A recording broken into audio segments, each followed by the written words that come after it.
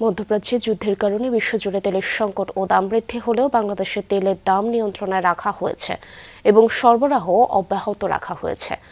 SDG বিষয়ক সেমিনারে এমন তথ্য তুলে ধরেন প্রধানমন্ত্রীর উপদেষ্টা মাহাদি আমিন। জানান, ১৬ বছরের সমস্যা ৫ থেকে ৬ মাসে পুরোপুরি সমাধান সম্ভব নয়, তবে সরকার মধ্যম মেয়াদের সংকট সমাধানে কাজ করছে। বিদেশি বিনিয়োগ বাড়ানো, বাজেট ঘাটতি কমানো এবং কর্মসংস্থান সৃষ্টি সরকারের প্রধান লক্ষ্য। কিছুদিন আগে আমাদের গ্যাস নিয়ে কিছুটা সমস্যা ছিল এবং তার কারণ জানি যে একটা এফএসআরইউ নষ্ট ছিল।